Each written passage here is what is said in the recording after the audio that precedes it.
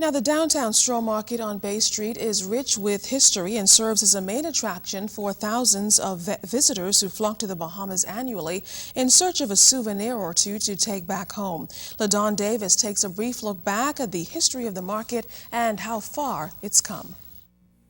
For decades, the multi-million-dollar straw craft industry sustained generations of Bahamian families here in New Providence and the Family Islands and continues to be the major source of income for hundreds of young and old Bahamian straw vendors. Historian Dr. Gail Saunders talked about some of those families.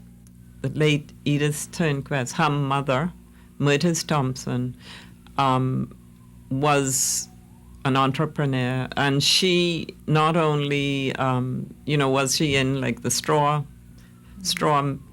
basket making and so forth, but she really was a business person. She had a factory and she had other people working for her, and she actually exported to Europe and Canada and the States.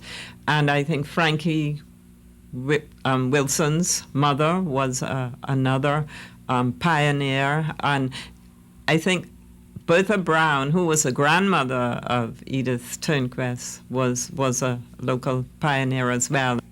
In the late 1940s, the first 8 straw vendors who lived in the heart of Fox Hill, where straw craft was practiced, carved out a number of household items like brooms, baskets, purses, hats, and African scarves from dried palm, sisal leaves, and straw. With no market to sell their goods, the Duke of Windsor, royal governor of the Bahamas, who took an avid interest in the straw craft industry, built makeshift stalls for the vendors near the market range on Bay and Market Street in 1943.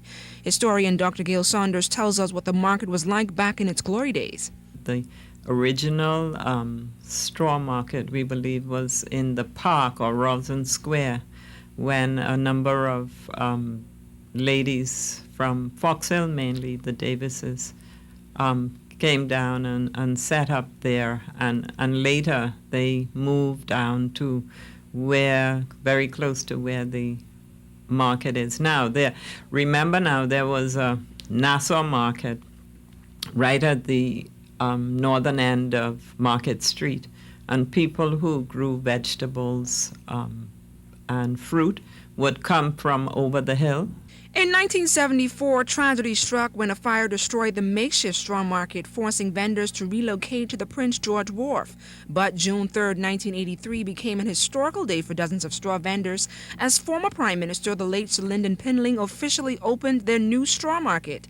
Today, the famous downtown straw market is one of the largest shopping touristic hubs that captivates the attention of millions of visitors to Bay Street every single year. The tourism hotspot is a visitor's walking paradise, which should specialize in all things Bahamian made from straw, shell, and coconut. But Dr. Gail Saunders says things have changed. Over the years, the stalls didn't have like all straw anymore. There were like cloth items and bags made out of different materials and so forth. So I'm hoping that, it would be more of a straw market.